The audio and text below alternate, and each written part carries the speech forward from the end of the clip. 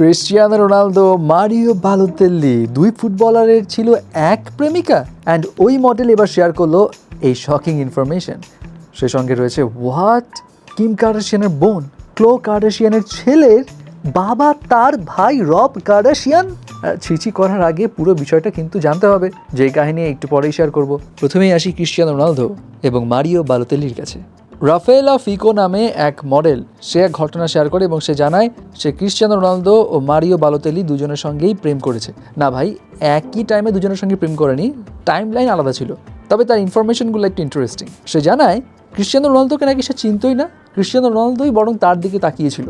সে ঘটনাটা এভাবে বলে যে ক্রিস্টিয়ানো রোনালদোর সঙ্গে তার প্রেমের বিষয়টা ছিল অল্প সময়ের, কিন্তু ক্রিস্টিয়ানো রোনালদো তার জীবনের প্রথম ভালোবাসা ছিল, তার প্রথম প্রেমিক ছিল। সে এটাও জানায় সেই সময় ওই মডেলের বয়স ছিল 20 কিংবা 21। সে একটা ইভেন্টে গিয়েছিল এবং সেই ইভেন্টে তার এজেন্ট দেখতে পায় ক্রিস্টিয়ানো রোনালদো তার দিকে তাকিয়ে আছে এবং তার এজেন্ট তখন সেই মডেলকে বলে, রাফায়েলা দেখছো তোমার দিকে কে ঘুরছে। রাফায়েলা জানায় তখন সে ক্রিস্টিয়ানো রোনালদোকে চিনতই না এবং সে তার এজেন্টকে বলে কে এই ছেলে। তখন তার এজেন্ট জানায় সে ওয়ার্ল্ডের মধ্যে সবচাইতে বেস্ট ফুটবলার। যাই হোক, এরপর ক্রিস্টিয়ানো এবং তার মধ্যে কথাবার্তা হয়, কথাবার্তা থেকে প্রেম হয় এবং সেই মডেল জানায় তাদের প্রেমের ডিউরেশন ছিল 11 মাস, কিন্তু সেই 11 মাস সে ক্রিস্টিয়ানো রোনালদোর প্রতি পাগলের মতো প্রেমে ডুবেছিল। এবং সে বলে তখন ক্রিস্টিয়ানো রোনালদো ছিল অনেক চুপচাপ, ভদ্র, সিম্পল একটা ছেলে। এবং সে এরপর আর যে ফুটবলারকে ডেট করেছিল সেই ফুটবলারের নাম হচ্ছে মারিও বালোতেল্লি। এবং এই মারিওর সঙ্গে এই মডেল রাফায়েলার প্রেম কাহিনী কিন্তু বেশ বিতর্কিত ছিল।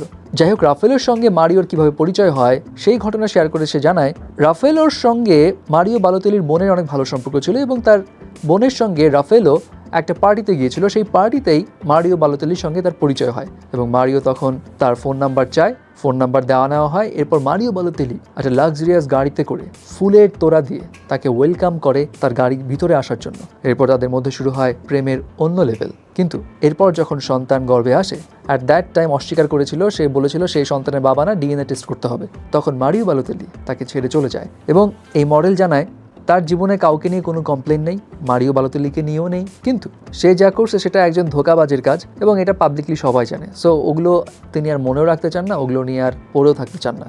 এবার আসি কিম কার্দাশিয়ানের বোনের কাছে। কিম কার্দাশিয়ানের বোন ক্লো কার্দাশিয়ান শকিং একটা ইনফরমেশন দেয় রে ভাই। মিডিয়া রিপোর্টস থেকে জানা যায় সে রিসেন্ট একটা ইন্টারভিউতে জানায় সে তার ছেলের চেহারা দেখে অনেক অবাক হয়ে যায়, কারণ তার ছেলের চেহারাটা হুবহু অনেকটাই তার ভাই রব কার্দাশিয়ানের মতো দেখতে।